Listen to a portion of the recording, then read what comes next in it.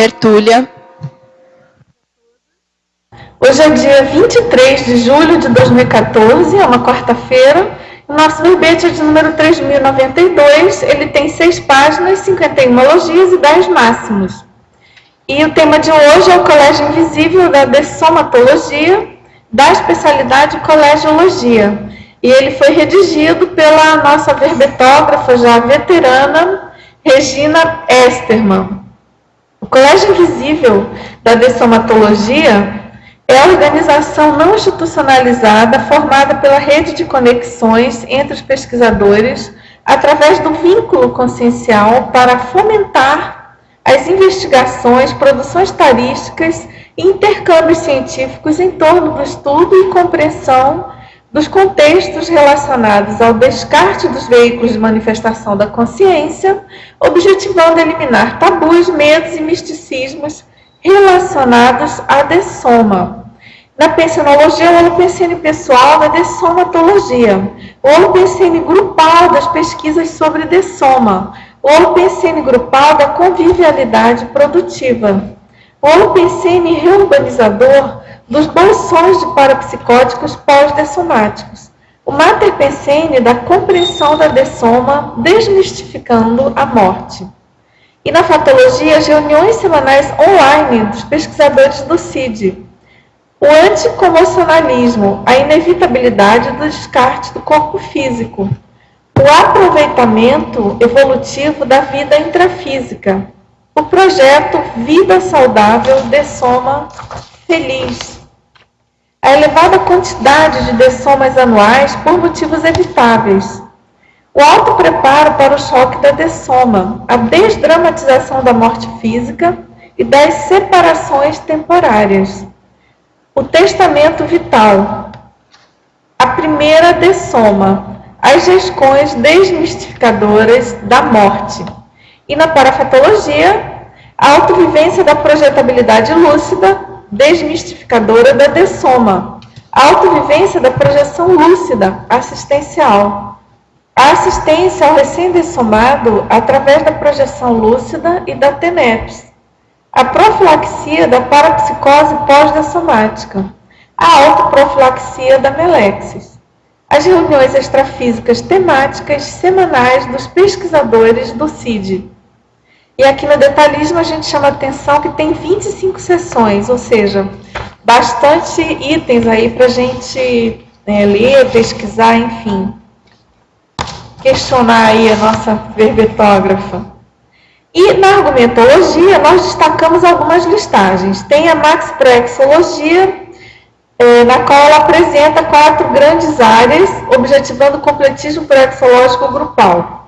Depois tem uma outra, o item temáticas, que ela coloca que dentro das 386 temáticas de pesquisa do colégio, elas estão divididas em 5 períodos. Tem uma outra listagem de encontros, marcando então os 5 encontros anuais realizados pelo CID, ano base 2014. E na remissiologia nós destacamos o Comitê de Para-Recepção, a cultura da dessomatologia, a dessomática, paraterapêutica do luto e recepção pós-dessomática. E na frase enfática, o Colégio Invisível da Dessomatologia constitui proposta avançada de autopesquisologia teática, esclarecendo e erradicando medos, tabus e mitos seculares sobre o processo da morte. E na questionologia, você investe na autopesquisa teática em relação à dessoma? Quais os resultados? Já superou a tanatofobia, ainda predominante na sua síndrome patológica? E na bibliografia específica, nós temos 2 fontes e na webgrafia, uma fonte. Agora, a professora Regina, ela é graduada em psicologia, especialista em luto e perda. É brasileira, natural de Lavras, Minas Gerais.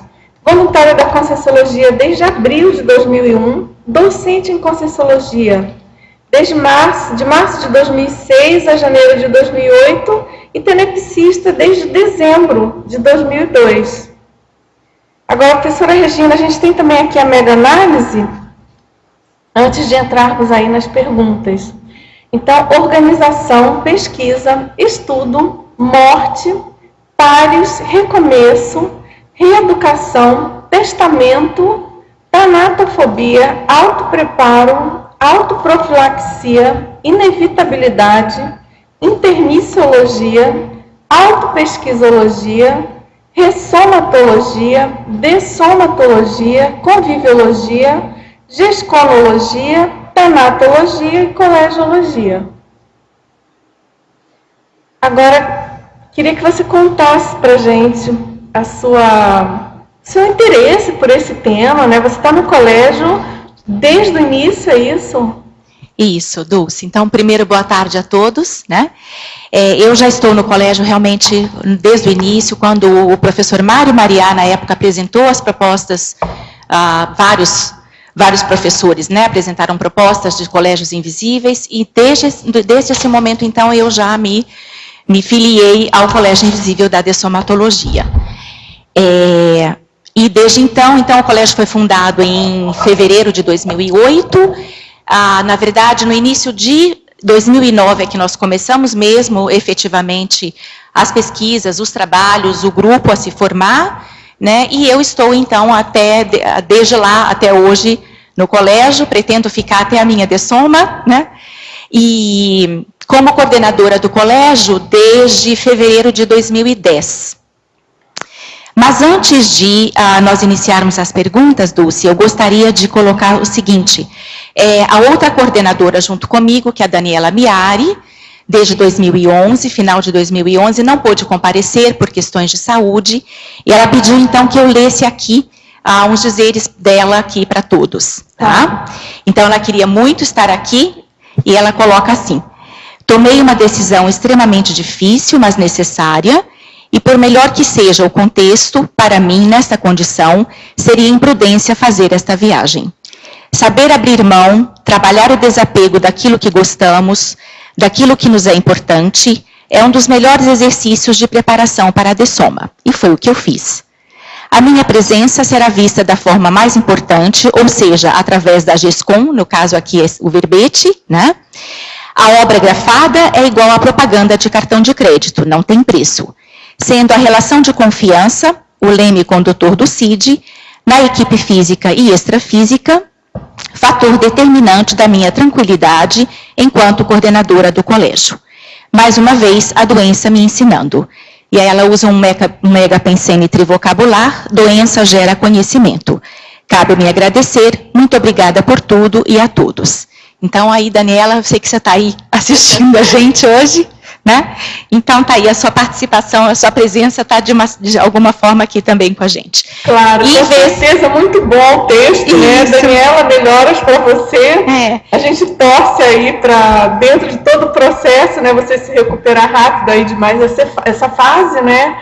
E adoramos aí, gostamos muito do seu pronunciamento, da sua presença gesconológica, vamos dizer assim. Então está aqui ao meu lado a Nilza, que é também a participante do colégio.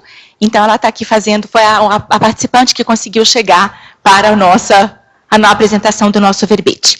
Uma segunda coisa que eu gostaria de colocar é que esse verbete foi escrito, na verdade, antes ainda da proposta desse evento das teáticas da Semana das Teáticas da Conscienciologia, onde vários colégios estão apresentando os seus respectivos verbetes. Nós o escrevemos em grupo, na verdade, como colégio, certo? Nós dividimos as sessões e cada 2 representantes ficaram responsáveis por uma sessão. Depois nós fizemos vários encontros, nos quais a gente foi ajuntando, ajustando, e no final a revisão ficou para mim e para a Daniela. Tá? Então, esse é um verbete, na verdade, eu estou aqui representando o colégio, mas a produção foram de todos os participantes do colégio. Porque isso é uma diretriz até do próprio professor Valdo, né? Mesmo que tenha as pesquisas grupais e que seja debatido e tal, é bem importante que uma pessoa assuma a autoria, né? Porque a gente é uma enciclopédia, então cada verbete precisa ter a sua autoria específica, né? Mas como a construção foi porque foi até interessante, porque foi uma construção em grupo, mas ao mesmo tempo parecia uma única construção, porque a gente estava tão alinhado no momento dessa construção que todos se acharam no verbete, né? Então, tá bom. foi que dessa bom, forma. então. Ficou, vamos dizer assim, o verbete do consenso do grupo. O verbete, né? consensual, exatamente. Muito bom.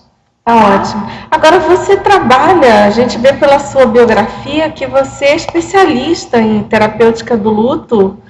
Como é que é isso? Desde cedo você estuda esse assunto? Então, na verdade, assim, eu em 2001, 2002, eu estava em Uberaba, que foi inclusive na época que eu conheci a Conscienciologia, e eu trabalhei 2 anos no Hospital do Câncer, lá em Uberaba, como voluntária.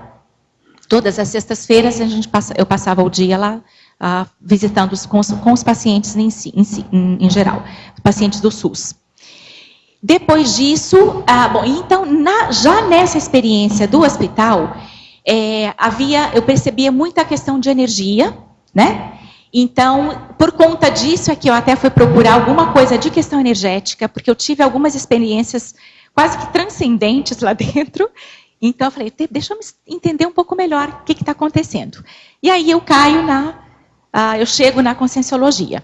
E aí eu comecei a ter várias projeções no hospital, inclusive. À noite eu ia para o pátio do hospital, ou eu ia na rua do hospital. Eu me lembro, e foi logo no início, então as projeções eram muito lúcidas.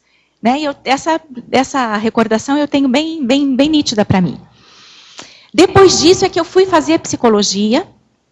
Então, eu fiz psicologia e já dentro do curso de psicologia, eu fui tendendo para essa área. Quando eu terminei o curso, então eu entrei nos cursos de especialização, certo? Inclusive, no momento, eu estou fazendo um curso de cuidados paliativos também, e a minha proposta é iniciar semana que vem, assim que eu volto de Foz, eu já começo a fazer atendimento em cuidados paliativos. Lá em São Paulo. Explica para a gente, para os leigos, o que seriam então esses cuidados paliativos? Então, os cuidados paliativos seriam o seguinte, aquelas pessoas que apresentam, porque a gente até conhece assim, cuidados paliativos como as pessoas que vão utilizar são aquelas que já estão com alguma doença fora dos recursos de cura, não só nessas condições, certo? Pessoas que têm doenças crônicas também podem entrar em cuidados paliativos. Né? Então, às vezes, as pessoas assustam, porque fala cuidados paliativos, já pensa, está nos últimos dias. Né? De fato, essa é a proposta mais evidente desse trabalho, mas não só nessas circunstâncias.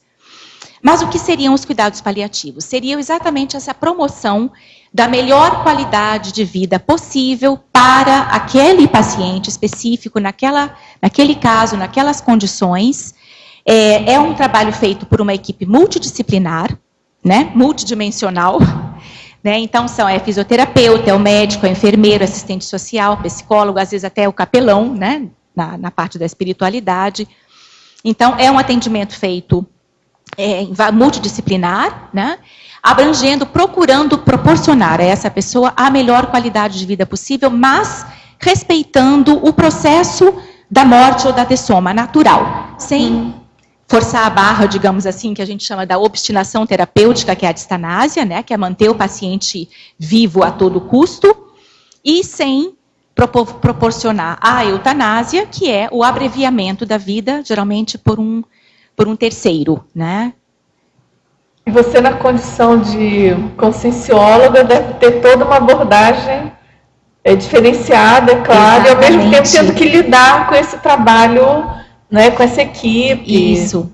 E até a gente fica pensando assim, né, a gente sabe que a OIC, eu atualmente voluntario na OIC, a gente sabe que a OIC tem a proposta aí de construir um hospital, né, na sede. Fico pensando que possibilidade rica que seria a gente poder fazer atendimentos ou cuidados paliativos sob a ótica do paradigma consciencial. Né? Nossa, muito então, bom. Esse é um projeto que eu tenho.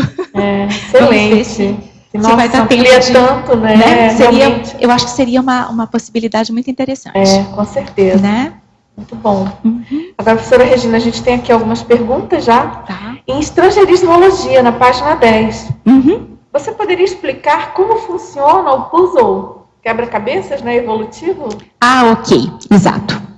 Bom, aqui nós colocamos no seguinte sentido, porque o verbete, então, reúne o estudo e as questões sobre a especialidade da Conscienciologia, e o nosso trabalho em grupo, né, que é a colegiologia, o colégio em si, a representação do colégio. Então, quando a gente colocou isso aqui, a ideia seria, nós pensamos em duas coisas. O encaixe dos pesquisadores, no seguinte sentido, né, que eu pus é o encaixe, né, quebra-cabeça. Seria, porque assim, cada participante do colégio, nós temos lá as nossas 300 e tantas temáticas, né? Na verdade, são 386, mas nós pretendemos agora fazer uma compilação dessas temáticas e fazer uma reorganização, porque algumas se repetem. Exatamente. Né? Fazer um novo reagrupamento.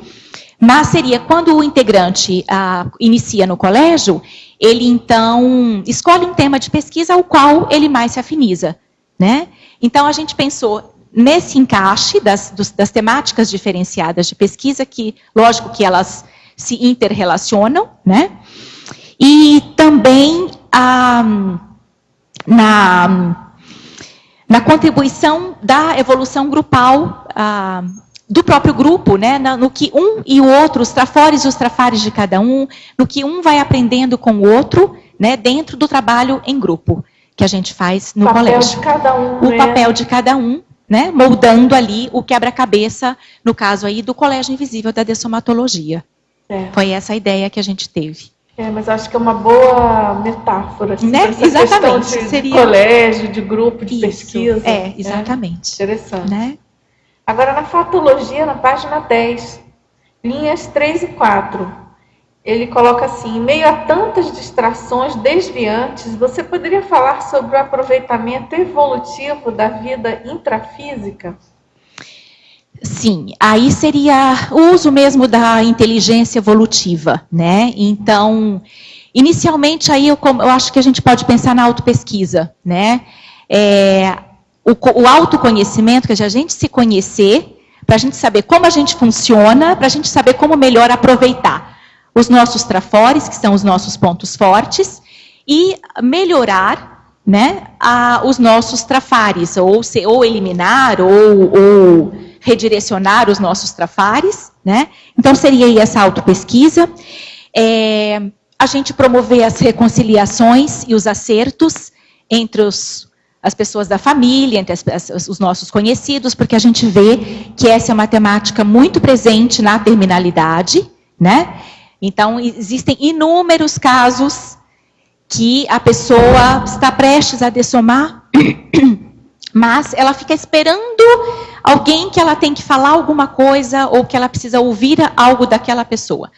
Às vezes isso acontece e a pessoa se liberta, né? Então, desde já, promover as nossas reconciliações, os nossos acertos, para que, de repente, a gente não corra o risco de passar para uma outra dimensão ainda com coisas pendentes, né?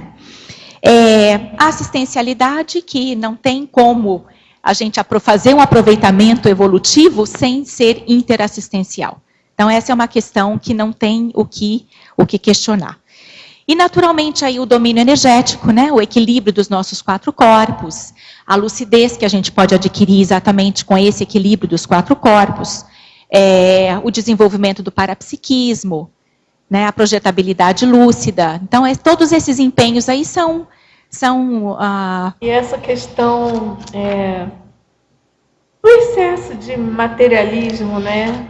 Que às vezes a gente vê aquela pessoa assim ultra ligada e focada em bens materiais, em ficar cada vez mais rica.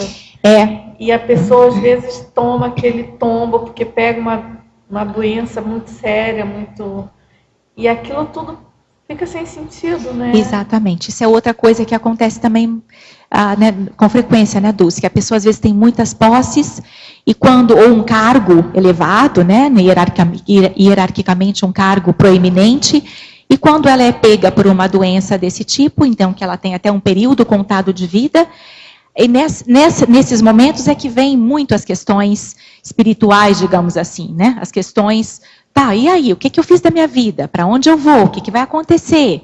Né? Então, a gente vê que a gente utilizar as coisas materiais para a nossa sobrevivência, porque a gente precisa, né?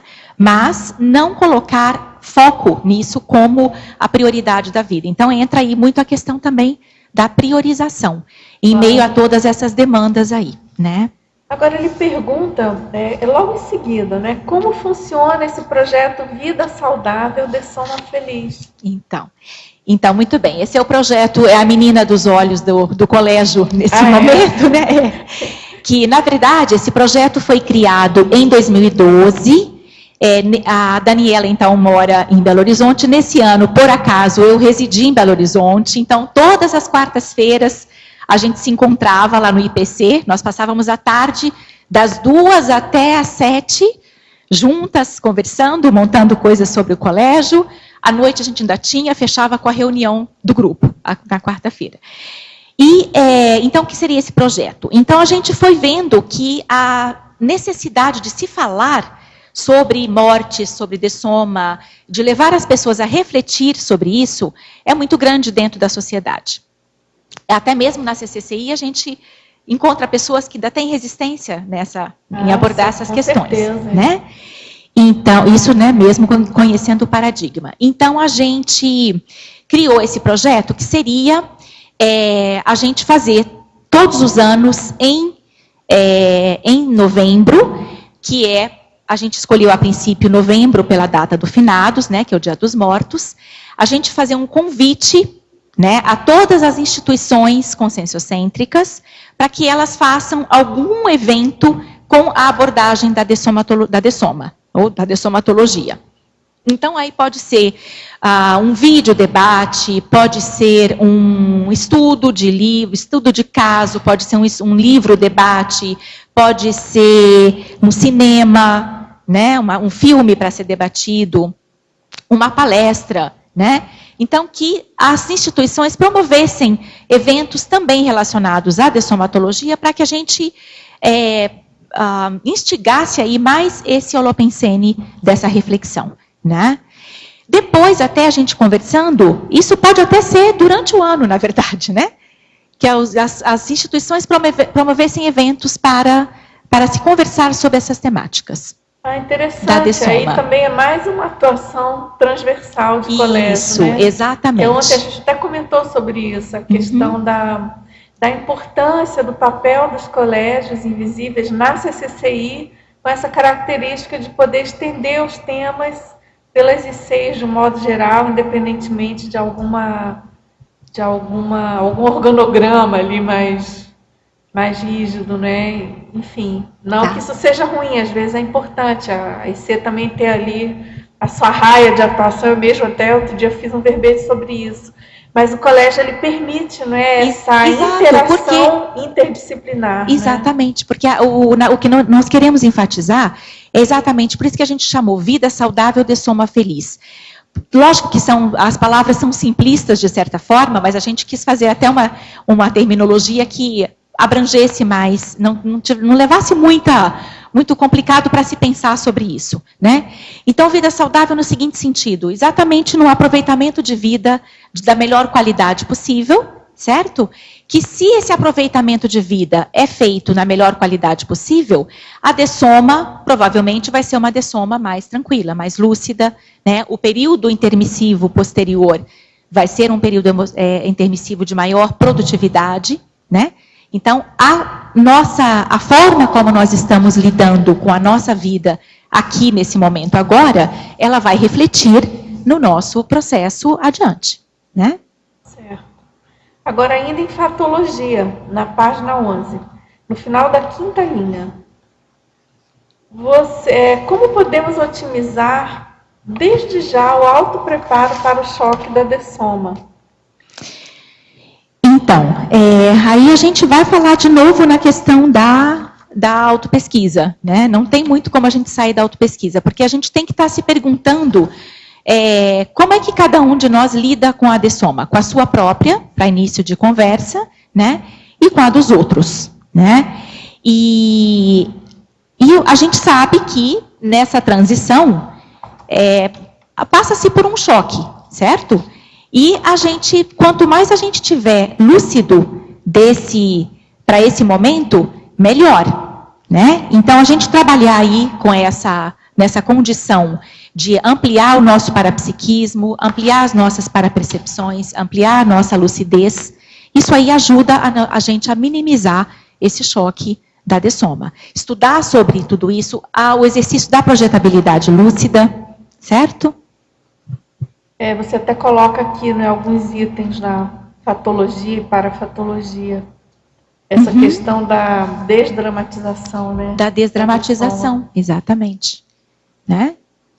Enfim, esse tema pega, acho que todo mundo, até virar CL, até os serenões tem que se preocupar com isso, né? Porque enquanto ressome e dessoma... Exatamente. Né? Não tem como não esquecer essa problemática. Esse é um tema que a gente abrange todos nós, independente. É importante. Né?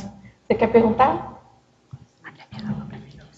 Eu tenho uma pergunta. É possível falar que medo aumenta no processo de pré-dessoma, na horas antes da dessoma? Se você tem medo, ou se você não preparar bom, que esse é aumenta, se você tem medo, essa é uma correlação?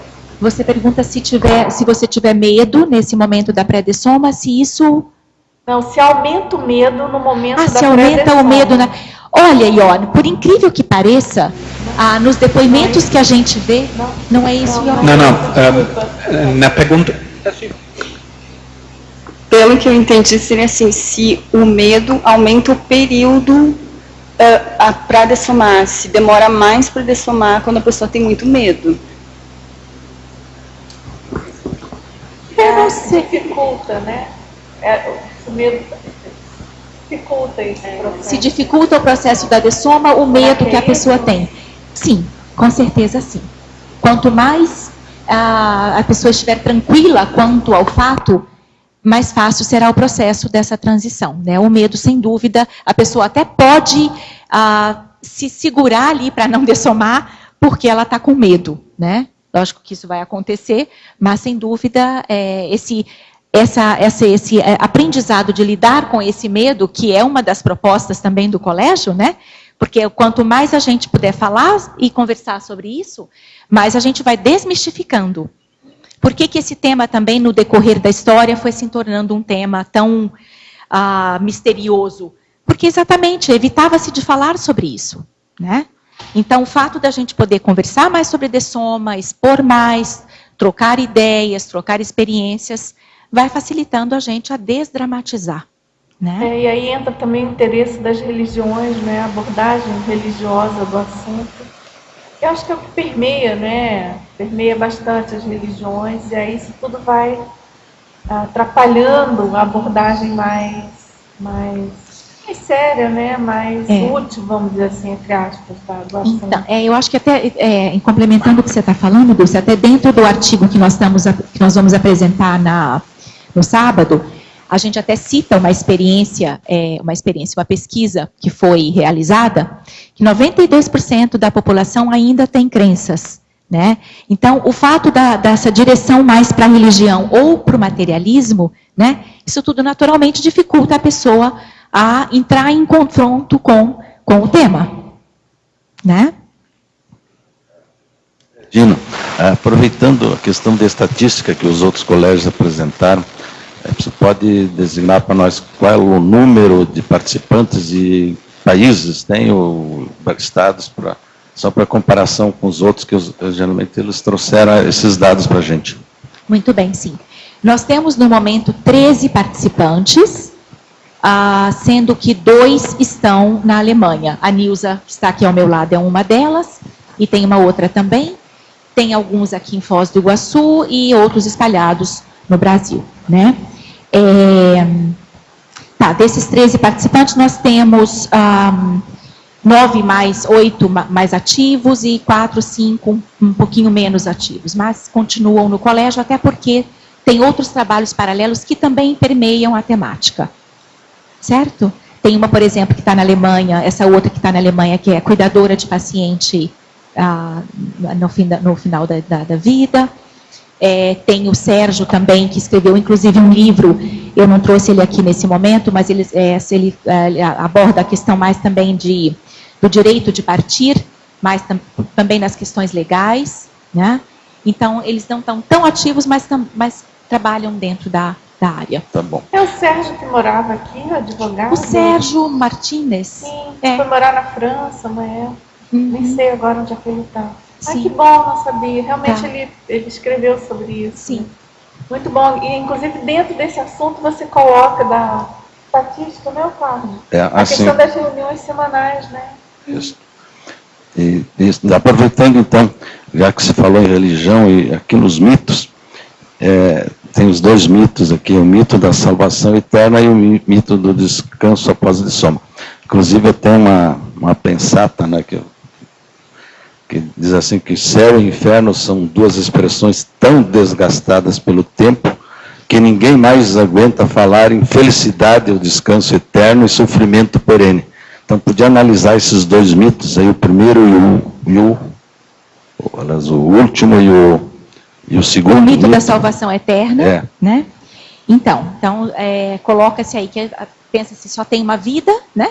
E daí vai se estar eternamente salvo, né? Então isso é um conceito totalmente errôneo, né? Então é até interessante você ter colocado. Esses dias eu estava caminhando no parque e tinham duas senhoras na minha frente e elas iam conversando. Aí uma falou para a outra assim: vamos aproveitar, vamos trabalhar mesmo bastante nessa vida, porque depois nós vamos morrer, vamos descansar eternamente mesmo.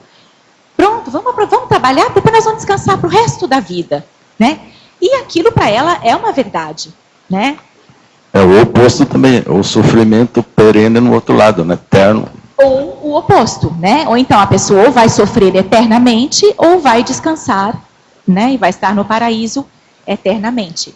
Então, assim, é muito importante que as pessoas comecem a pensar, mas como assim, né? Como que eu tenho uma vida e faço o que eu faço e vou ser julgado para lá e para cá e não tenho mais chance? Então, a possibilidade que a gente tem exatamente dentro do colégio de estar, nós queremos exatamente sair para a sociedade também, né? Não só falar do colégio da dessomatologia aqui, né? Para que a gente possa, de repente, estimular um pouco mais a reflexão sobre a questão, né? E qual que era o outro mito, faz favor? O último, né, que também é o descanso eterno, já foi falado. Tá, eu falei os dois em um só. Uhum. Do colégio, se coloca na parafatologia, a última linha, as reuniões extrafísicas temáticas semanais e também em tecnologia, a técnica das reuniões extrafísicas. Poderia ampliar e explicar como funciona essa técnica, por favor? Tá bom, com certeza, Aline. Então é assim, então nós temos a nossa reunião por Skype, né, nas quartas-feiras, às 7 horas, e da quarta para a quinta, após a reunião, a gente então faz a nossa reunião extrafísica, ou seja, a gente escolhe um tema para assistência ou um tema de pesquisa, combinado consensualmente ali no grupo. Geralmente não, esse tema escolhido para a reunião extrafísica sempre tem a ver com o tema que nós abordamos na reunião, ou algum fato, por exemplo, o avião da Malásia que caiu a semana passada, né? Então a gente faz um alvo. Exatamente. Propõe uma assistência desse tipo, né? Então, essa reunião então, acontece de madrugada, e no outro dia nós temos, na nossa página do colégio, nós temos um item que é sobre as reuniões extrafísicas, e aí as pessoas vão lá e relatam alguma vivência. Depois a gente pode fazer uma checagem se as experiências se coincidiram, se houve alguma sincronicidade, né? E esse ano, não vamos dizer que nós temos efetivamente nós temos um resultado muito significativo nisso. Às vezes é muito difícil de rememorar, mas a gente vê que durante a semana, às vezes acontece alguma coisa que evoca lá na vivência que você teve naquela noite, né? E nesse ano, no CIPRO, que vai acontecer no início de novembro, que é quando a gente falando nas estatísticas, quando nós temos o nosso encontro presencial, né, na data de novembro, de finados, esse ano vai ter o CIPRO. Explica o que é o CIPRO. CIPRO é o Muito bem. O CIPRO é o Congresso Internacional de Projeciologia, tá? Que vai acontecer no início de novembro, aqui em Foz do Iguaçu, né? E vai coincidir aí com a data do encontro presencial do CID. E aí, o que nós fizemos? Uma das colegas, que é a que fica incumbida de organizar as reuniões extrafísicas, ela coloca lá a temática na página, passa para todo mundo, enfim. Ela escreveu um artigo, certo? Ela que escreveu, sobre nós estamos fazendo um balanço das nossas reuniões extrafísicas que estão registradas lá no nosso site. Tá? Então, esse artigo vai ser apresentado no CIPRO em novembro e vai estar bem interessante, mas aí eu não vou contar mais. Tá bem, todos ao CIPRO. Vamos ao CIPRO.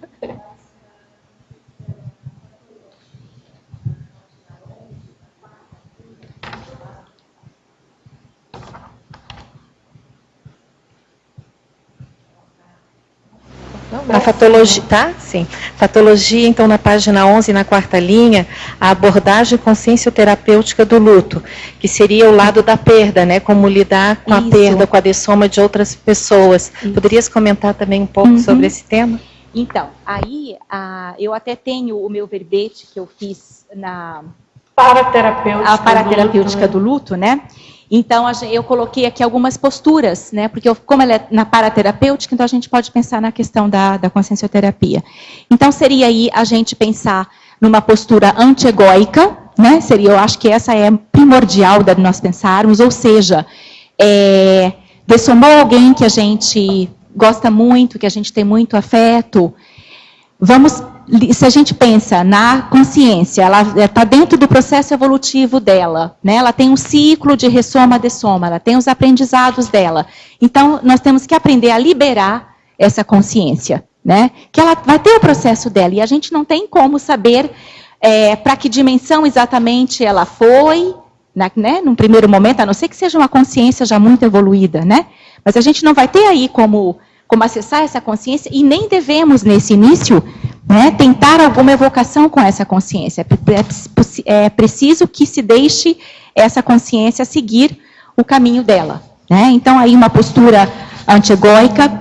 Depois eu cito também a postura expositiva, né, de você, quando você fala das suas vivências, você já faz uma autoassistência e uma heteroassistência. Então, eu pensei, por exemplo, aí, naquele livro da Vera Hoffman, né, Sem Medo da Morte, onde ela relata a dessoma da perda do filho, né? Então, essa também é uma postura consciencioterapêutica. Naturalmente, que a gente tem aí a postura exemplarista, né? A postura neofílica, que é exatamente o que a gente está fazendo com o colégio, né? Que é trazer novas ideias, novas possibilidades de se pensar sobre dessoma, né? A autopesquisa, não tem como fugir disso, né? Aí perguntando sempre como parar em um momento e pensar exatamente como eu lido com a dessoma, tanto a minha quanto a dos outros. E a questão da energia, né? O trabalho energético para fazer exatamente esse equilíbrio alossomático, porque o psicossoma tende a predominar muito quando a gente está passando por uma situação de perda de alguém, né? De separação.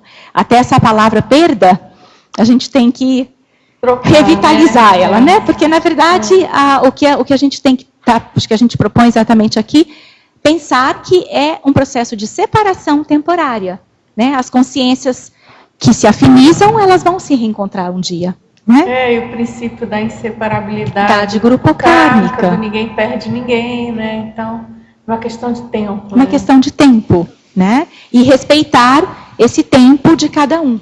Cada um de nós saber respeitar o tempo daqueles que a gente sente quando não estão mais ao nosso lado fisicamente.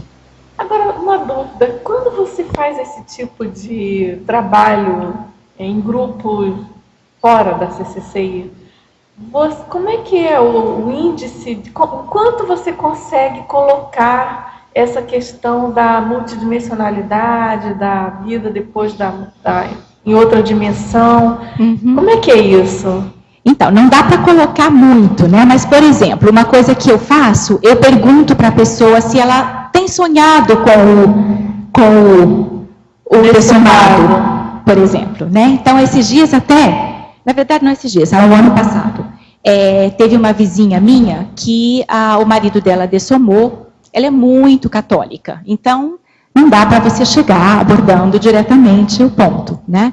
Mas eu perguntei para ela se ela estava sonhando com ele. Aí ela contou que sim.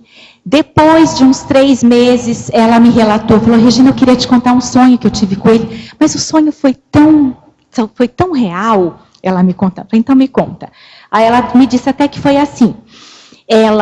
O sonho foi até ilustrativo, metafórico, mas foi bem adequado para ela. Ela disse que havia uma ponte, ela estava de um lado e ele do outro lado da ponte, né? E ela disse então que ele veio caminhando em direção a ela caminhou até ele, e que ele falou para ela assim, para ela, por favor, ficar bem, ficar tranquila, que ele estava muito bem, mas que ele precisava seguir o caminho dele, né? E ela disse que se sentiu mais calma depois que ela ouviu isso.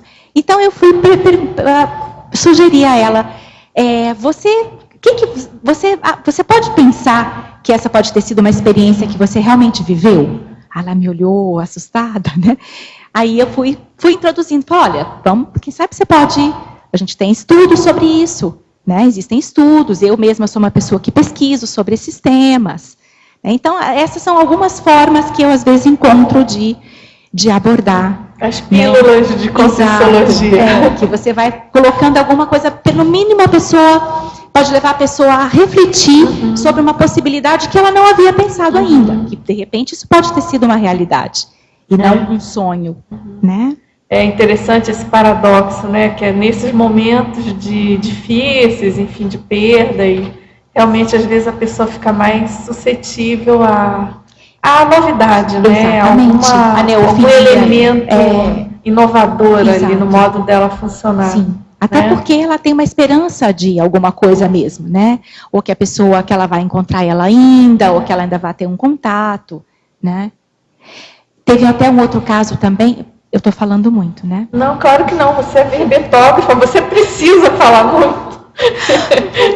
Teve um caso também de uma paciente minha, né, que ela me contou, ela veio também para contar sobre um sonho que ela teve naquela semana. Ela foi, inclusive, o segundo atendimento que eu fiz com ela.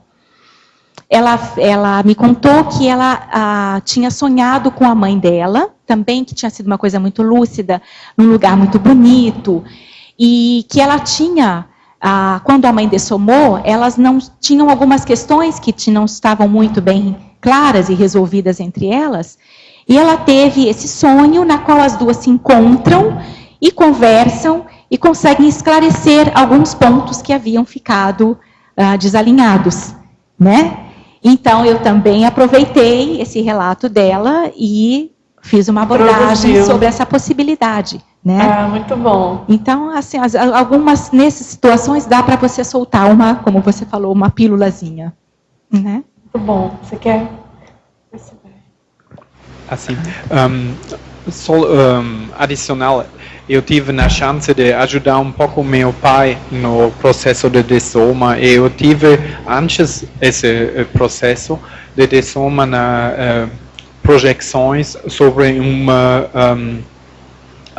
porto. E esse é um porto como uma gate para sair um patrão, como um ponte que você fala também. É interessante porque eu percebi que tudo no grupo, na família, tem a possibilidade de participar dessas projeções, de ver, tudo é certo, nós temos um caminho lá, ele vai sozinho nesse ponto, mas nós podemos ver essa dimensão extrafísica e no processo que ele tem. É muito bacana para nós. Interessante essa experiência, bacana. Ione, eu até li, você tem um artigo que ainda não foi publicado, mas você tem isso escrito, né? É um artigo muito interessante, né? Eu espero que você consiga ainda publicar, né? A gente até pode pensar em alguma coisa depois no Colégio Invisível, de você fazer algum trabalho sobre, você apresentar isso em algum momento do colégio. Mas exatamente, às vezes, metaforicamente, as coisas são montadas, um cenário é montado, que para a compreensão das pessoas, né, facilita exatamente no processo da compreensão do processo, do que está acontecendo, né, que existe exatamente uma passagem de uma dimensão para outra, né? Regina, sim, por favor, tem algumas questões me chamaram a atenção, então eu gostaria de ouvir a sua explanação sobre, aqui na página 10, na megapensinologia, você tem a segunda, que é dessoma é análise. O que você quis dizer?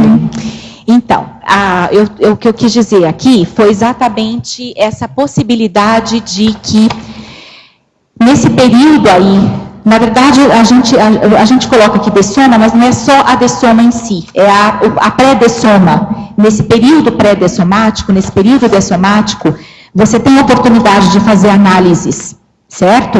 Então, a minha segunda questão vai ser justamente esse ponto. Então, vamos para ela, na página 13, aqui você bota temática. E aí você dividiu em 5 pontos. Eu fiquei com dificuldades. Como definir isso? É isso que você vai falar, né? Sim. Então, você pode falar essas... Tá, isso como aqui... definir, como é que é essa seleção dos 5 períodos? Aqui, página... Página 13 aqui. Eu já achei, Tânia. A Tânia, assim, é o seguinte, quando o colégio foi construído, isso aqui foram sugestões do professor Valdo, certo? De nós definirmos o estudo da dessomatologia nesses 5 pontos, certo? Período, então, anterior à dessoma, pré-dessomático, dessomático, pós-dessomático, período posterior à dessoma. E cada um desses períodos tem vários temas e subtemas de pesquisa. Pois eu vi, vocês têm por enquanto, 386. Como é que, por exemplo, período pré-dessomático, pouco antes da dessoma, a vivência pré-dessomática, por exemplo, seria, que tema seriam colocados aí? Então, nesse aqui, por exemplo, são os aspectos da dessoma, os fenômenos parapsíquicos que acontecem na dessoma, os tipos de dessoma. Esses aí entrariam nesse período pré-dessomático, que seria o segundo período, seria isso? Pois é, então, eu que estou fazendo a pesquisa, eu vou colocando, porque eu não sei que eu estou na pré-dessoma. Eu não sei agora que eu estou na pré-dessoma, né? Vai que seja amanhã.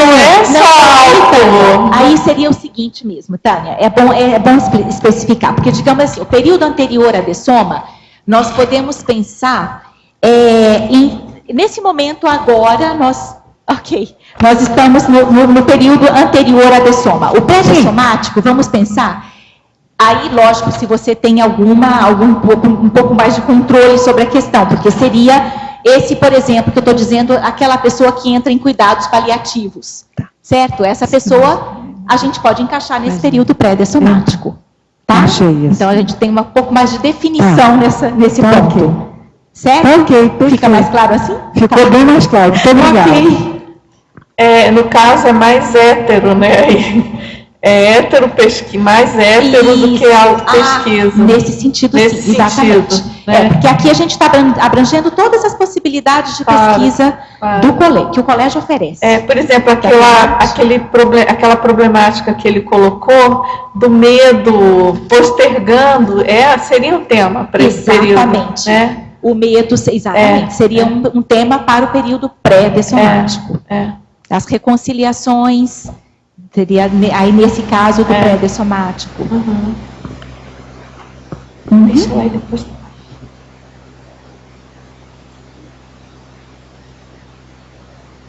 Para cima. Regina, você está falando do período aí pré-dessomático e da pessoa que entra em cuidados paliativos, né? Então, eu gostaria que você explanasse mais sobre isso, porque meu pai entrou nessa condição dos cuidados paliativos e ele ficou em torno de 20 dias. Né? Foi uma decisão assim que a família teve em função do quadro dele. Ele já estava em estado vegetativo, já estava já num período de hospitalização, já 3 meses na UTI, não tinha mais nenhuma possibilidade de recuperação, de sobrevida, então a gente fez essa opção. Então, você pode explanar multidimensionalmente como, assim, qual conhecimento que você já tem, o que vocês já pesquisaram com relação a esse período, assim, multidimensionalmente? Na verdade, a gente ainda não tem ninguém no colégio que pesquisou especificamente esse tema, de uma pessoa, por exemplo, em cuidados paliativos e que tipo de experiências ela pode ter, né? O que a gente sabe é que, bom, aí, lógico que cada caso é um caso, né? Mas a pessoa pode, por exemplo, estar em coma, mas ela pode estar tendo experiências fora do corpo, certo? Tanto que a gente escuta, a Nilza mesmo teve um caso, você quer relatar, Nilza, o caso da sua mãe? Não tem a sua mãe? A minha mãe, ela passou os 3 últimos dias antes da dessoma, ela estava já totalmente inconsciente, mantinham ela sedada, e, assim, aparentemente ela não estava mais nem ali. E aí, aconteceu, eu estava com ela no momento da dessoma, ela abriu os olhos, olhou para mim, para o meu irmão, que estávamos lá, e parou de respirar. O olhar dela foi muito significativo, deu para perceber que ela, como se ela dissesse, estou indo. E depois, nós ficamos sabendo de coisas que aconteceram, tipo, um sobrinho que mora nos Estados Unidos, que disse que ela tinha estado lá e tinha conversado com ele, tinha dito para ele que as coisas iam se resolver, porque a documentação dele não estava certa, e tinha dito para ele que ela iria embora no dia tal, no pôr do sol. E ela foi nesse momento mesmo. E essa informação para o seu sobrinho foi o quê? Foi uma projeção? Eu escrevi para ele, eu escrevi para ele se poderíamos conversar a respeito, mas ele disse, sim, tia, assim que der, eu não sei se ele não quer conversar sobre, mas a informação nem chegou diretamente a mim, chegou pela irmã, e ela disse assim, o Tiago disse que a avó esteve com ele, então não sei se foi alguma coisa lúcida, se foi um sonho, mas coincidentemente, a documentação a dele está encaminhada da esposa dele, saiu na semana seguinte. Ele também, uma sobrinha teve um sonho que minha mãe perguntava onde é que está o Miguel, que não chegou, que é meu ex-marido. E ele estava a caminho subindo a serra, antes dela dessomar. Teve mais Quer dizer, a sua hipótese é que enquanto ela estava em coma, ela estava lúcida, projetada, sim, contactando membros da família. Essa é a hipótese de pesquisa, no caso. É a hipótese. Bem interessante, é um belo tema aí para seguir adiante, né, com essa pesquisa. Eu tenho mais uma casuística. O meu sogro, ele tinha um quadro de leucemia, ele precisaria fazer a quimioterapia, mas os rins dele não iriam aguentar. Ele totalmente lúcido, ele decidiu pela eutanásia, ele não queria fazer mais nada, e ele queria esperar. Eles mantinham ele sedado, porque ele já tinha dor, e ele, assim, de quando em quando ele acordava, passava os momentos lúcidos, e ele tinha uma reação, quando ele falava, ele manifestava mesmo, ainda estou aqui. E assim, logo que ele acordava, ele tinha uma reação, assim, de olhar e dizer, ainda não consegui. A impressão que dava era isso, que ele estava ensaiando deixar o corpo. E, assim, de olhar para o relógio e dizer, nossa, dormi 3 horas, eu poderia estar 3 horas morto, ele dizia, né, dessomado. Foi uma coisa que ele decidiu e era visível um exercício dele tentando deixar o corpo, para quem estava ali. Eu não tive a possibilidade de conversar com ele, porque ele se mantinha alguns minutos lúcido e já dormia novamente, né? Mas eu acho até que ele teria a abertura para que conversássemos. Foi uma pena. Interessante. Regina, eu queria fazer uma pergunta. Sim. Tá, não, eu só quero complementar uma coisinha, a gente já volta em você, que é importante talvez a gente dizer também, que às vezes a pessoa se encontra nesse estado vegetativo, como estava o seu pai, e como a Nilza contou aqui as experiências dela, e às vezes a pessoa também pensa, ele não vai, se eu falar alguma coisa, ele não vai ouvir. Mas se tiver alguma coisa para ser dita, é melhor arriscar de dizer, certo? Porque tem muitas das vezes a pessoa se encontra num estado vegetativo, mas alguém fala alguma coisa e ela entende. Ela não consegue se manifestar naturalmente, mas ela entende. Né? Então, tem um caso de uma moça que o pai estava em estado vegetativo e ela ficou, não adianta falar mais nada, ela queria pedir perdão para ele, ela chegou atrasada, mas assim mesmo ela falou, a médica falou para ela, não, fala o que você tem para falar. E aí escorreu uma lágrima do olho dele quando ela se pronunciou.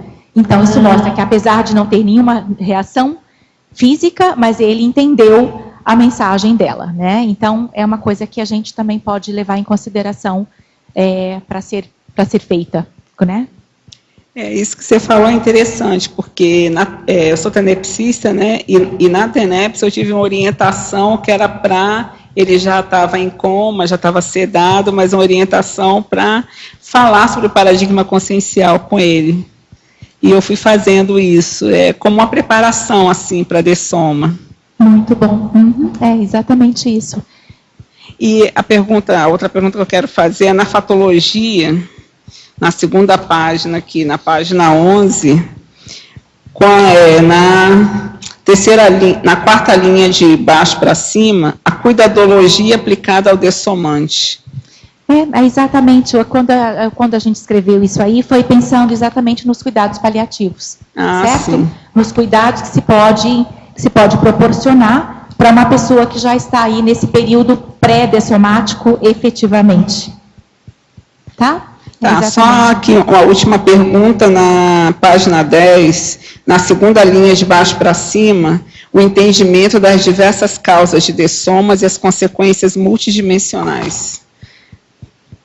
Tá. Isso daí é o seguinte, nós temos uma pesquisadora do grupo, eu acho que está aqui.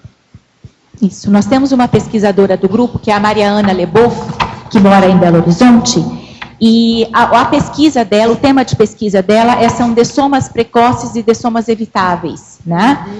Então, qual que é o item exatamente que você colocou?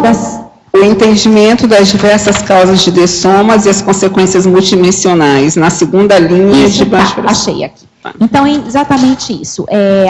Naturalmente, que a causa da dessoma pode ter a ver com a consequência aí multidimensional.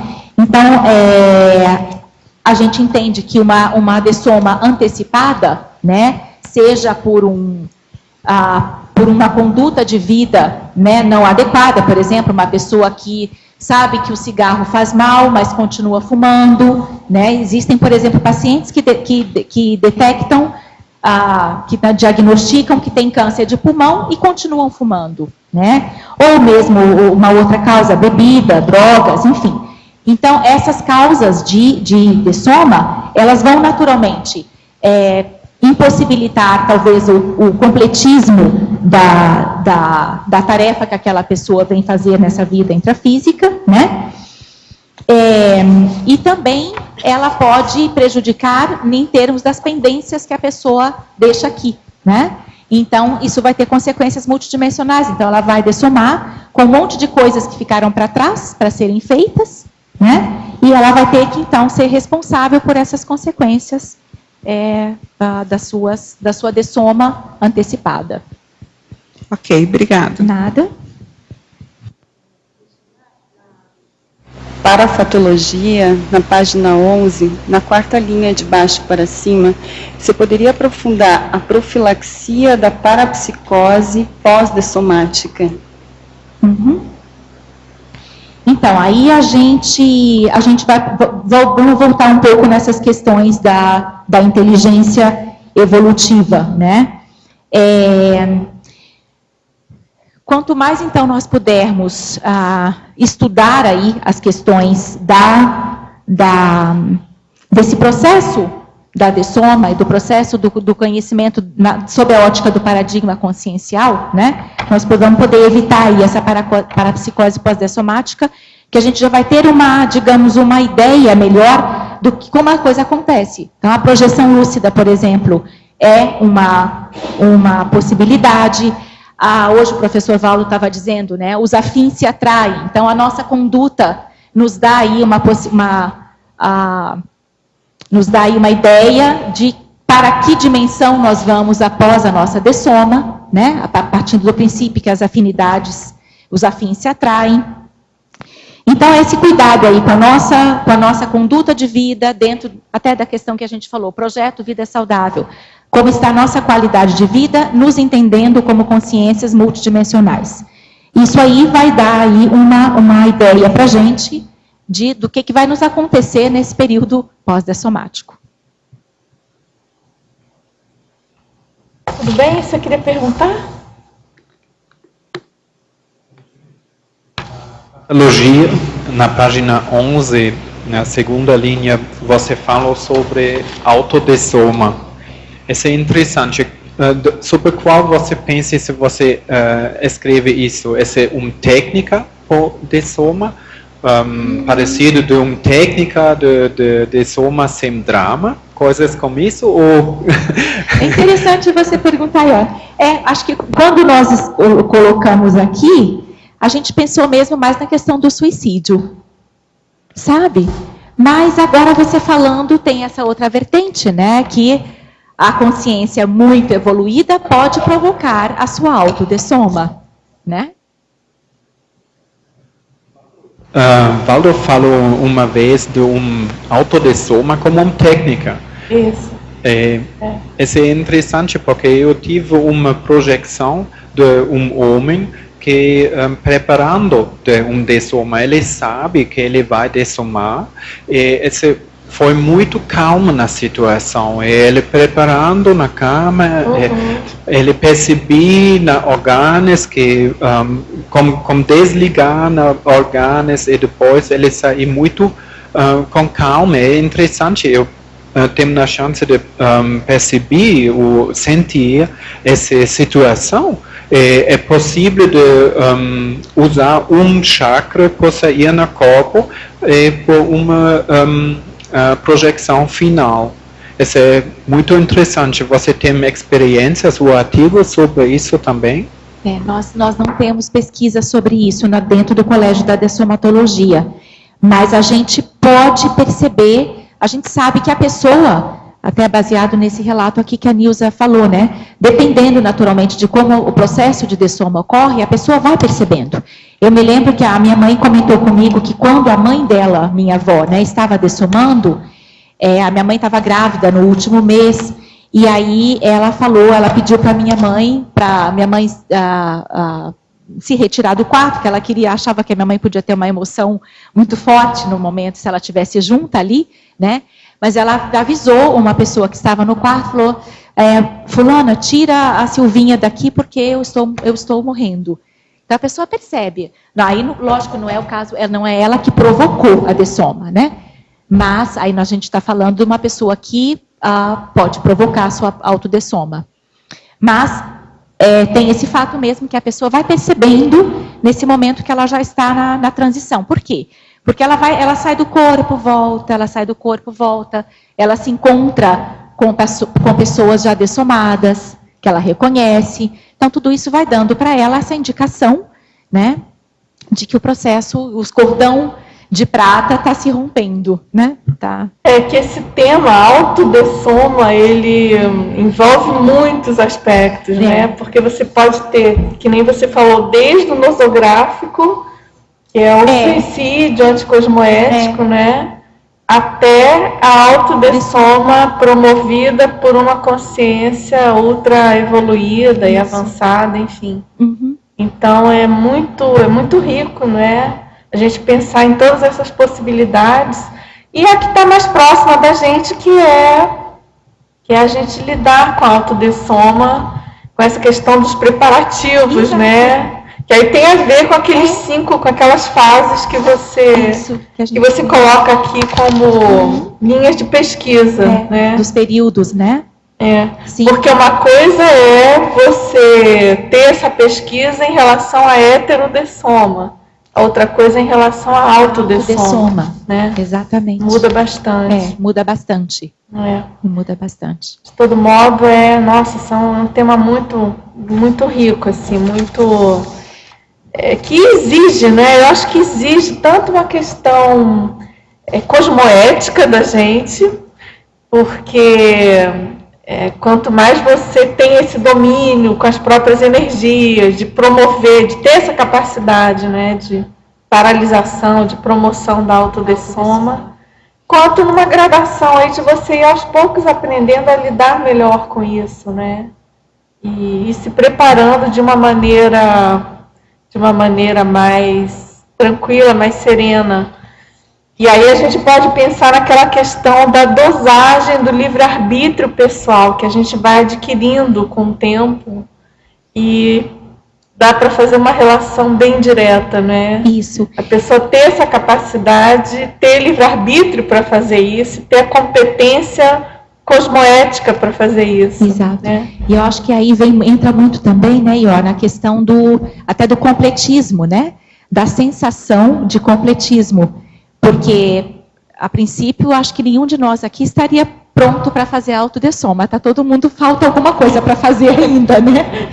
Então, mas deve ser uma experiência muito interessante quando você chega numa possibilidade de poder provocar a sua autodessoma.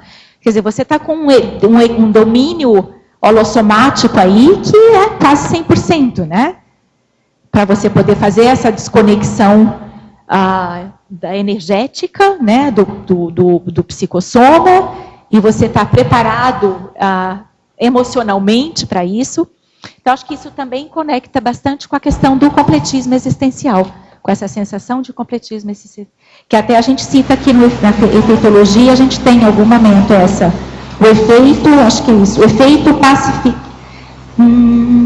O sentimento de complexos. O efeito do sentimento de complexos, né? Que eu penso que é um sentimento de paz íntima que deve ser muito gratificante, né? Aprendizados e convivências com pessoas, a parte afetiva, ter a coragem de expressar meus sentimentos, também foi um dos tópicos que essas pessoas colocaram, que elas seguravam muito os sentimentos, e aí chegava naquele momento, elas queriam dizer para as pessoas que elas amavam, né? Eu te amo, eu te perdoo, enfim, aquelas questões que vão trazer um pouco de pacificação íntima nesse momento dessa transição.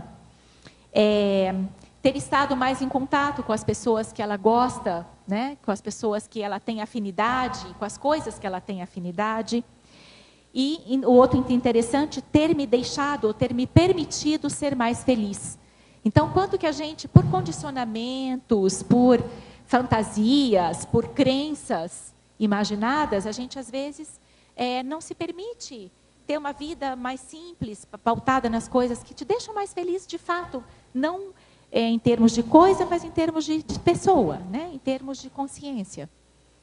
Então, então nesse sentido, essas pessoas começaram a fazer análise das suas vidas para ponderar o que o que ainda dava tempo de fazer e o que não foi feito, que ficou como um arrependimento. Agora, eu vi que você evita, e eu entendo, eu concordo até com a expressão paciente terminal. É muito esquisita mesmo. O que você considera que é parapoliticamente correto, vamos dizer assim, cosmeticamente correto? Seria paciente pré-dessomante, ou você considera que nem essa expressão é válida? Digamos, no meio, né, de cuidados paliativos, enfim, da parte de Qual pacientes. É o eufemismo usado? Se usa pacientes fora dos recursos de cura, ou fora de recursos terapêuticos. Né, a terminologia que se usa mais é essa. Né? Porque o paciente terminal ficou uma coisa assim como muito... a pessoa não está... Às vezes ela não está morrendo amanhã. É muito esquisito. E terminal pode ser qualquer um, as pessoas dizem. Né? Também então, fora dos recursos de cura, ficou sendo uma expressão mais, digamos, mais cosmoética para ser usada, né? Em relação às pessoas nessa condição. E essa expressão mais usual no meio da saúde em geral. No meio da saúde em geral. Tá certo. Agora, em fatologia, na página 10, ela pergunta quais as características e como podemos desenvolver a qualificação emocional e energética na assistência ao dessomante. Então, aí eu acho que a qualificação emocional tem que começar... De novo, a gente volta na autopesquisa. Porque eu não tenho como lidar emocionalmente com o dessomante, se eu não sei se eu não tenho segurança da forma como eu lido. Tanto, por exemplo, em todos os cursos que eu fiz de luto e perda, eu cheguei até... Um deles eu fiz na Alemanha, no tempo que eu estava morando lá. A primeira coisa que a gente trabalha é como você lida com a morte. Aí eu vou falar de morte, né? Porque é o termo que a gente usa lá e aqui. Como que a gente lida com a morte? Então, a partir do momento em que você trabalha conhece você, é que você vai poder aplicar alguma coisa para o dessomante. Então, essa qualificação tem que partir primeiro da sua consciencioterapia em relação ao tema, né? Para você se qualificar. E a energética, isso é o equilíbrio holossomático mesmo, né? O equilíbrio energético, trabalho com as energias. Trabalho com a energia, sem dúvida. Agora ela pede, você poderia comentar sobre os projetos da pré-IC da dessomatologia? Pré-IC da dessomatologia. Eu te pergunto. Me pegou de surpresa. Pois é. Bom, o que eu sei é que já se ventilou sobre esse tema, né, Cláudio? Você que está aqui mais em Foz do Iguaçu, né? Alguém comentou um dia, eu assisti uma tertúlia na qual se falou sobre isso. Eu acho que a gente pode caminhar para isso mesmo. A gente do colégio, nós ainda não pensamos como isso pode ser feito nesse momento. Mas eu acho que isso tem tudo a ver, porque é um tema que abrange todos, sem exceção, né? E ele vale para a vida toda, né? Do momento que você nasce até o momento que você dessoma, você já pode estar preparando para esse momento.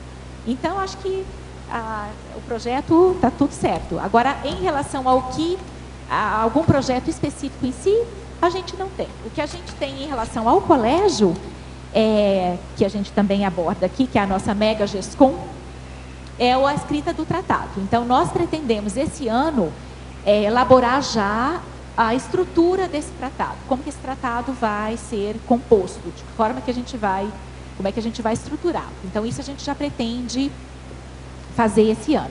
E nós temos também um outro projeto, em 2018, o Colégio Invisível completa 10 anos de existência, né?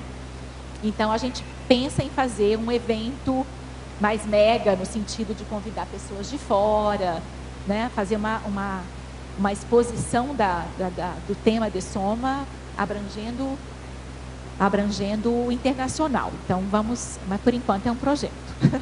vamos ver se a gente consegue. Vamos lá. Você quer perguntar? Não, só para falar isso, né? Como o tema é muito importante, rico, a gente está vendo que é um tema libertário, assistencial, vale reforçar o convite, né? Para as pessoas participarem no colégio para que possivelmente se formalize uma IC. Por enquanto não existe nada formalizado, né? Formalizado não. O Cláudio aqui, gente, também é nosso voluntário, nosso participante do colégio, né? E que bom que você chegou, Cláudio, a tempo de participar de um pouquinho da Agora, a gente tem visto aqui nas apresentações dos colégios, e, se não me engano, foi no colégio da Cosmoeticologia, que foi anteontem, e é muito interessante o diálogo, no caso deles, né, que agora tem uma pré-IC, a Cosmoetos, esse diálogo da pesquisa, do colégio em si, mexendo mais com pesquisa, fundamentalmente com pesquisa, e, no caso, uma IC se formando. E eles têm essa ideia de entrosamento direto. É uma proposta até que eu acho um pouco diferente do que eu tenho visto até então na CCCI. Tem um entrosamento maior, sabe? Do próprio Márcio Alves, ele até colocou aqui, diante até de uma pergunta que eu fiz. Ele é integrante, ele, se não me engano, ele coordena o colégio, é um dos coordenadores, ele vai estar assumindo agora, se eu não estou enganada. E ele é peça muito atuante na formação da IC.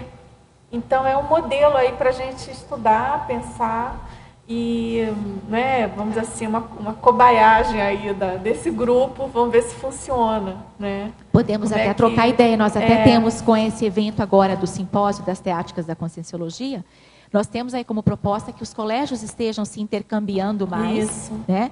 Então, a gente pode aí pensar realmente nessa formação dessa...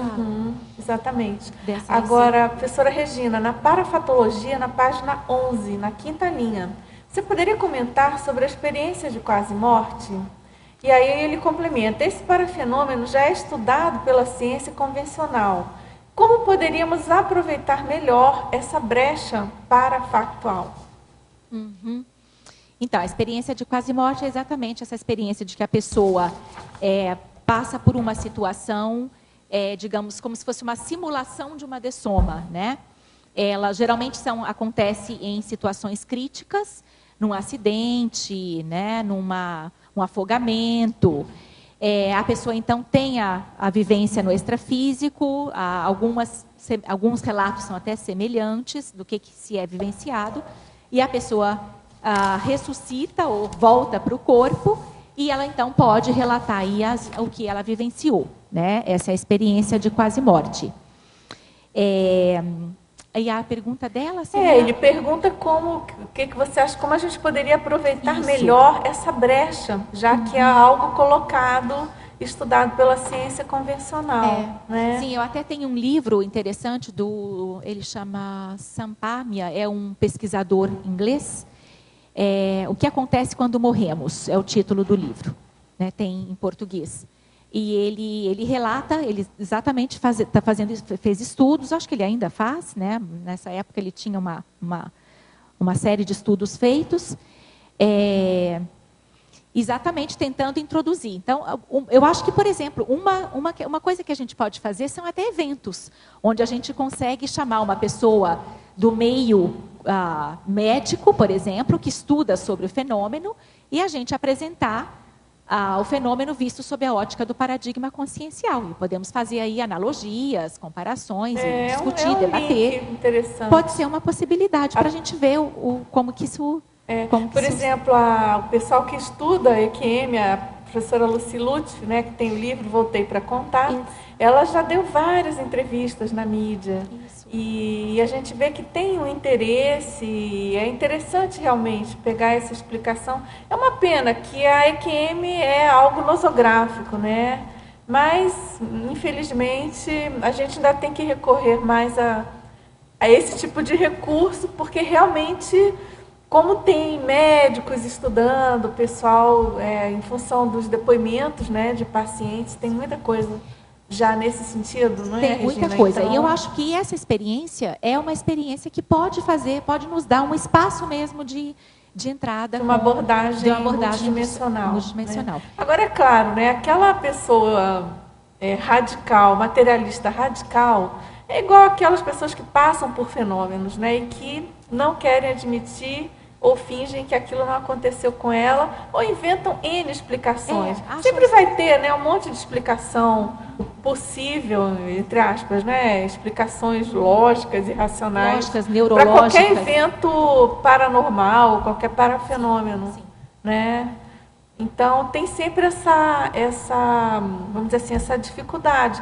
Mas eu concordo com ele. Eu penso que esse fenômeno realmente ele dá brechas, ele possibilita aí um diálogo um pouco maior.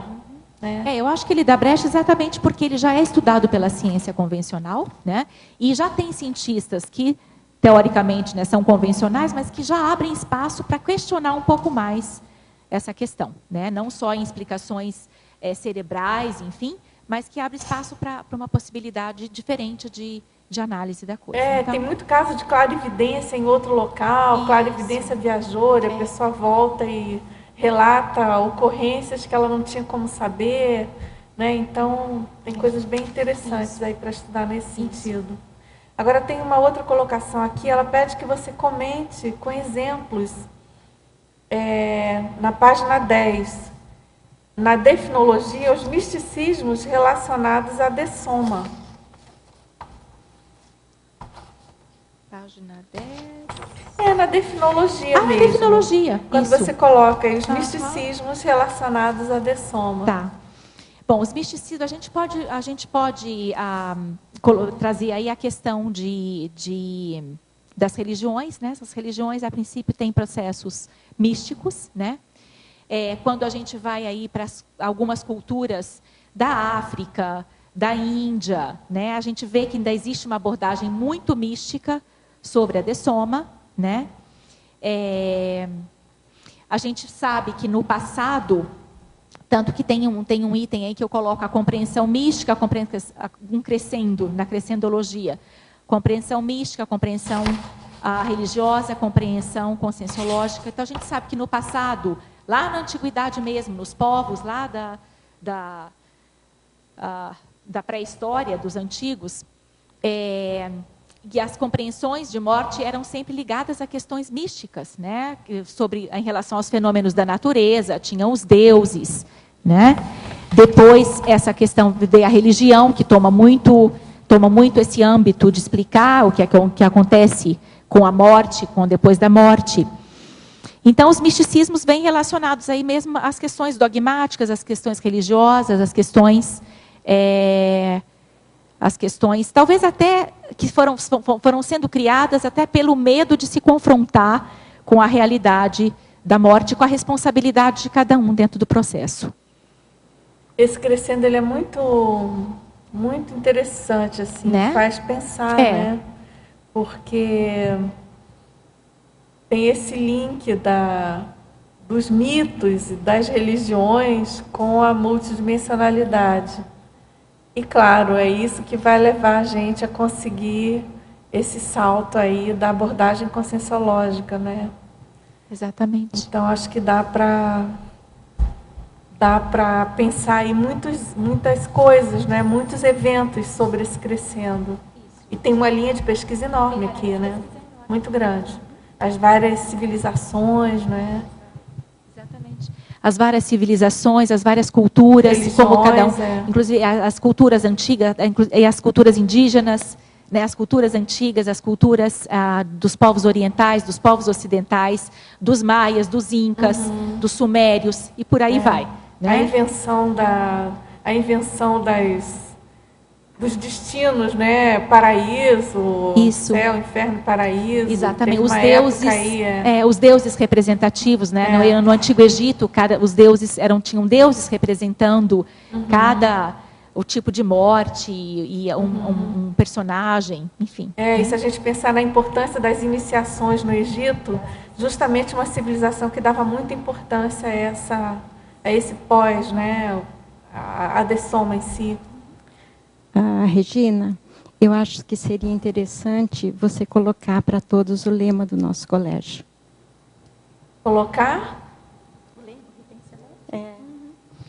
Quando nós criamos o projeto Vida Saudável Dessoma Feliz, teve uma das integrantes do grupo que criou um slogan ou um lema para a gente fazer um pouco mais de propaganda, né? Que é um paradoxal: repense a morte, você vai sair vivo dela. Então, a gente até fez fitinhas, né, para colocar e tudo. Muito bom. Então, exatamente a proposta do projeto, a proposta do colégio, é exatamente isso. Repense a morte, você vai sair vivo dela. Ótimo, muito bom esse tema. Quer perguntar? Regina, eu tenho uma pergunta sobre a energia, na energossoma, no processo de soma. Porque nós temos na primeiro de soma, na energossoma sair, mas na corpo, na soma, tem também pouco energias lá. E isso é interessante para mim, porque Korotkov é russo que fez fotografias de Kilian. Você conhece? Você tem experiências sobre no trabalho dele? Porque eu vi vídeo que ele fez de Kilian fotografias de dedos. E muito tempo depois de soma, na soma tem energias. É interessante para mim. Eu já vi alguma coisa sobre isso também, Ior. Ele faz pesquisas depois do corpo, né? O corpo está no necrotério e ele então mede pela quiliangrafia lá, ele mede o quanto de energia ainda tem naquele corpo, aparentemente já desvitalizado, né? Mas ainda sempre resta um pouquinho de energia. Então, lógico que esses liames energéticos, eles não se... No momento do rompimento do cordão de prata, que é o que nós diagnosticamos como a morte em si, o momento da dessoma em si, essa conexão energética, ela vai se desfazendo pouco a pouco, né? E aí isso também tem a ver com o nível de lucidez da consciência, o nível de evolução da consciência, porque quanto mais a consciência é evoluída, e quanto mais ela conhece de todo esse processo, ela vai descartar essas energias mais rapidamente. Ela vai descartar por quê? Porque a desconexão dela com o intrafísico vai ser muito mais rápida e muito mais fácil. Quanto mais a pessoa tem apegos na vida intrafísica, e até no próprio soma, mais difícil vai ser essa desconexão desses liames.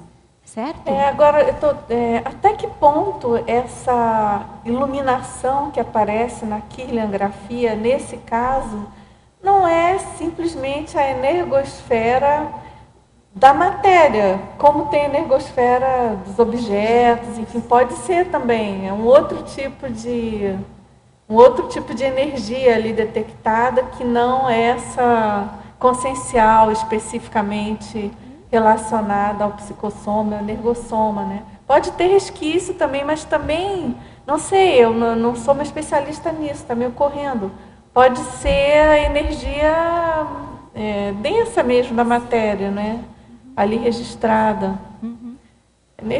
Dentro do conceito mesmo de energosfera, né? Que tem todas as... Que a gente vê não só pessoal, objetos, como a dos objetos, enfim, todas as realidades, né? Interessante, é mais uma fonte aí, mais uma linha de pesquisa. Teria que se ver aí com mais cuidado o que seria. Muita coisa para pesquisar a gente torce para que apareçam muitos pesquisadores nos colégios e muitos outros colégios para aprofundar essas pesquisas todas, né? A cada debate que a gente faz, a cada tertúlia, a gente vê o quanto que tem linha de frente para a gente atuar, né? Com o panorama do paradigma consciencial, em cima do que já tem ameaçado, assim, alinhavado, né? Em termos de pesquisa, nesses pontos, só nisso, né? Fora todo o resto. Nesses pontos de conexão da pesquisa, fora da conscienciologia, que conecta com o nosso paradigma consciencial, né? Bem bacana, bem interessante. Você quer perguntar? Assim, Regina, né?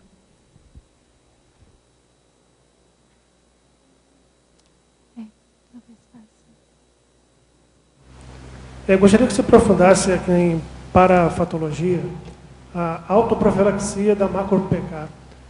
O que seria isso, a macro-PK? Tá. Então, essa macro-PK é aquela pessoa que tem muito ectoplasma, né? Tem um excesso de energia e, às vezes, essa energia está desequilibrada, está desorganizada, né? E por conta dessa desorganização, com esse excesso, essa desorganização juntada a esse excesso de energia, ela pode provocar acidentes, certo? Então pode ser acidente de carro, acidentes mesmo, que podem levar a pessoa a uma dessoma, certo? Por isso que ela chama macro-PK destrutiva, né? E há uma profilaxia, aí seria exatamente a pessoa, primeiro ela se dá conta que ela é uma pessoa ectoplasta, né, que ela tem essa energia densa atuante, e que ela então precisa organizar o holossoma dela, ter mais equilíbrio, para que essa energia possa ser revertida, porque é uma energia muito assistencial, né, mas quando desorganizada pode levar a um problema de acidente, tá? Que pode resultar numa dessoma. Existem casos disso, né? Dulce, quer complementar alguma coisa sobre isso? Não, claro, não, está tranquilo. Não, o que eu estava pensando aqui, enquanto a gente vai conversando, né, naquele período pré-dessomático que foi falado, que acho que saiu duas vertentes, né? Uma era a questão do medo e como isso pode dificultar até a dessoma, e talvez levar a uma condição de parapsicótico depois. Ou aquela pessoa que mesmo no finalzinho ali da vida intrafísica, ela começa a fazer aquela análise, né? E talvez isso seja o ponto de virada na próxima intermissão, né? Então, achei assim, bem interessante, né? Como até naquele momento, dependendo da postura que a gente tem perante aquele momento de pré-dessoma, a gente também pode aproveitar, fazer essa análise, né, antecipada, tentando fazer reconciliações também, mas que isso talvez patrocine mais lucidez, talvez correr atrás, né, para ter na próxima vida uma vida mais produtiva consciencialmente. Né? Perfeito, Aline, perfeito. A gente estar bem nesse momento da dessoma é muito importante. Como a gente não sabe quando vai dessomar, por isso que a gente faz a proposta, né, até do próprio projeto. Senão, a gente não sabe quando que vai dessomar. Então, temos que estar procurando, temos que buscar estar bem já desde agora, né, já resolvendo todas as pendências e tudo mais. Agora, é interessante essa questão que você colocou, Aline, porque isso, mesmo pessoas que foram religiosas ou não tiveram crença nenhuma, ou não têm espiritualidade, não pensam nisso, nesses últimos momentos, quando começa a haver essa percepção desse deixamento dessa vida de uma passagem para outra, a pessoa começa a buscar alguma coisa nesse sentido. É quase que instintivo, né? Não todos, mas isso aparece com muita frequência. Aí talvez a importância da questão do anticomocionalismo, né? O segundo item da fatologia na página 10, porque o comocionalismo é exatamente aquele emocionalismo que reforça e que é muito assim afeito à religião, né? A religião se alimenta um pouco desse processo de emocionalismo, de reforçar a questão do ego, de questões mais físicas e não a questão mais consciencial. Então, acho que vale a pena a gente pensar nessa questão. A gente tem que expressar, sim, o nosso luto, por uma questão de saúde, né? Mas não reforçar, porque a sociedade até lucra um pouco com isso, né? As religiões e tudo. Porque existem canais, como o próprio grupo do Colégio, que a gente reforçou o convite, né? O Colégio Visível da Dessomatologia. Existem canais como o grupo, a escrita e a higiene mental, a higiene consciencial, que são formas de a gente poder estar trabalhando essa questão tão difícil e delicada, que pode ser e que é necessária. Por exemplo, também o exemplo do livro aqui, que foi falado, né? Sem Medo da Morte, que é um livro editado pela Editares, da pesquisadora Vera Hoffman. Então, acho que a questão do anticomocionalismo é um tema que é prioritário também para a gente, né? Isso.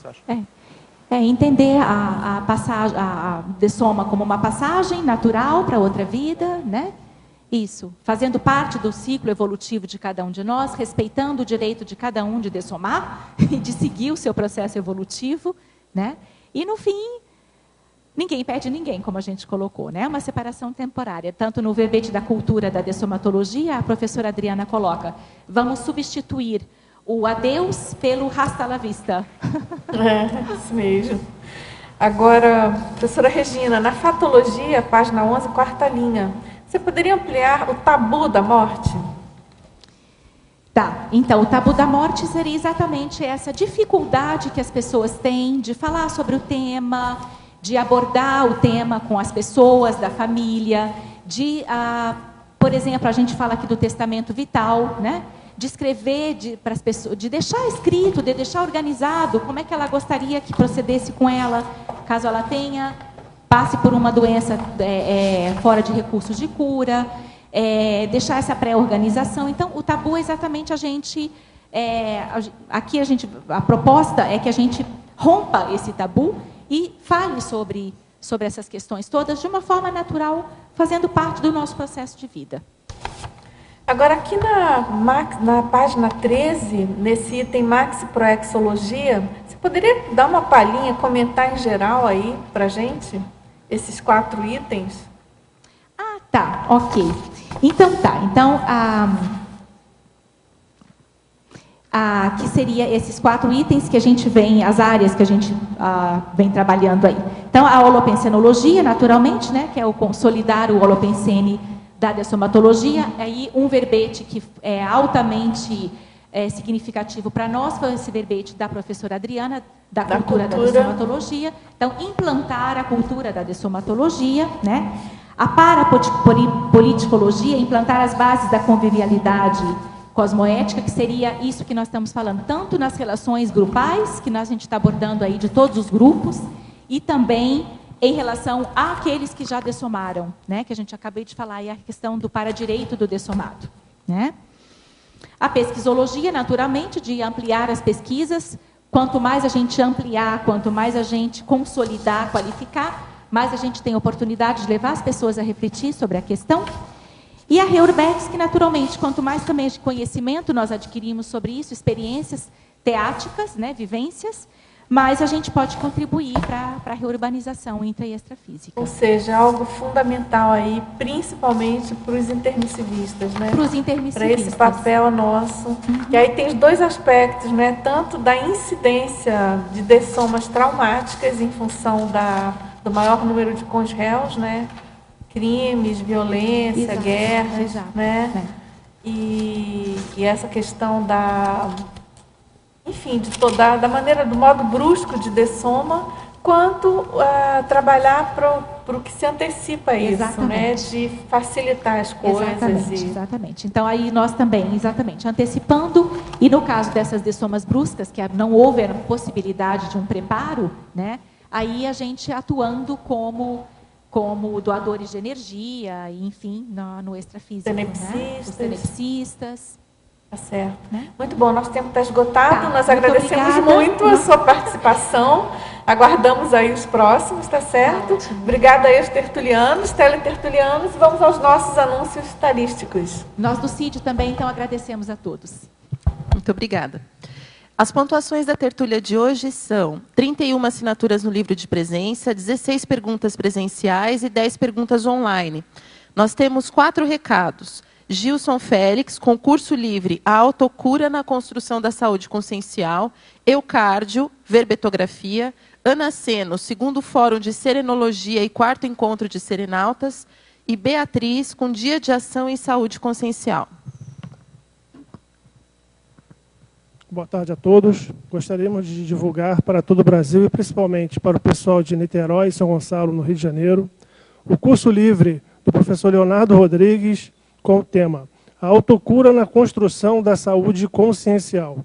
O curso abordará aspectos como a construção da saúde consciencial, a atualização da fotografia consciencial, a desdramatização das adversidades, as reconciliações, entre outros. Esse curso é sem pré-requisito e será realizado no dia 26/7, próximo sábado, horário de 9 às 17, na CDL, Câmara de Dirigentes Logistas de Niterói. Para maiores informações, entre em contato com o telefone 21 3153 7574. Muito obrigado.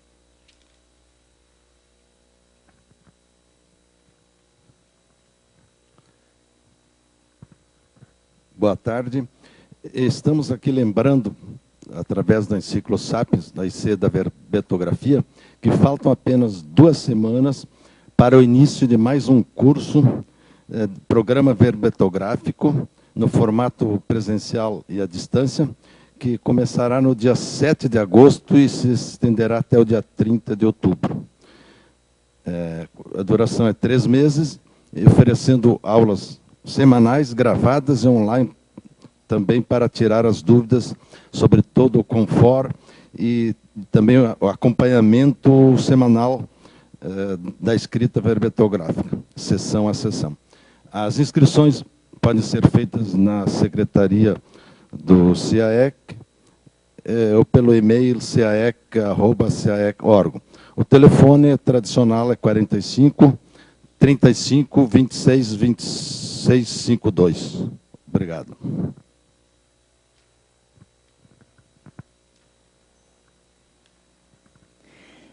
Boa tarde a todos. Vim aqui fazer a divulgação de um evento que vai acontecer no final de ano no campus da Aracê. É nos dias 30 e 31 de dezembro deste ano.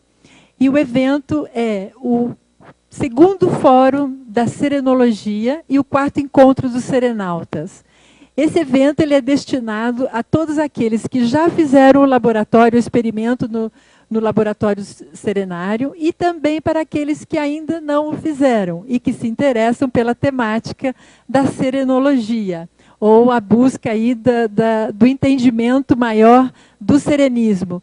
Então, deixamos o convite a todos, vai haver mesas de debate, vamos estar discutindo aí com profundidade a respeito de temáticas afins à serenologia e também dos experimentos vivenciados aí por aqueles que já passaram pelo laboratório. É um evento aberto, que podemos estar chamando aí os familiares, né, além dos próprios apresentadores aí que estão convidados, temos as chamadas de trabalho já abertas até o dia 31 de agosto, e mais informações a respeito vocês podem obter através do nosso telefone, lá no Espírito Santo, no campus Aracê, Domingos Martins, pelo telefone DDD 27 9973 92400. Contamos aí com a presença de todos. Obrigada.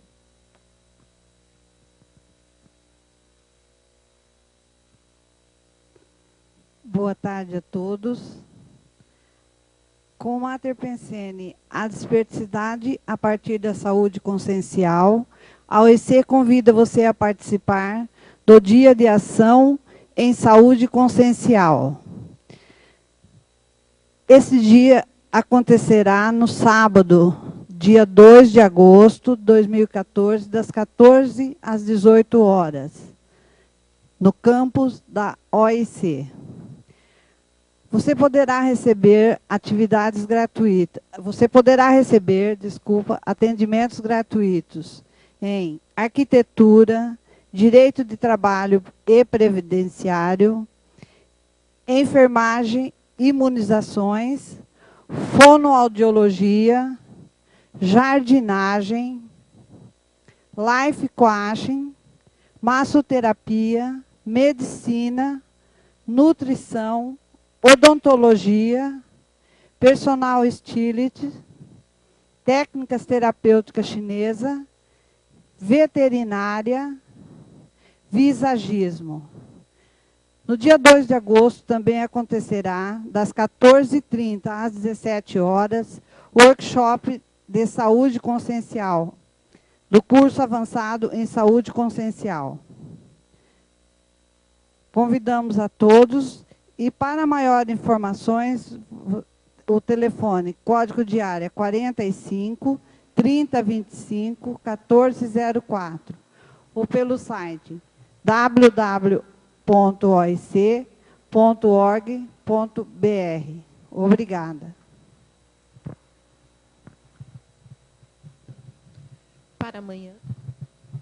Para amanhã, teremos o próximo verbete, teremos o verbete Alfabetização Autoparapsíquica, especialidade Autopercepciologia, verbetógrafa Nilza Schmidt. Obrigada, boa tarde.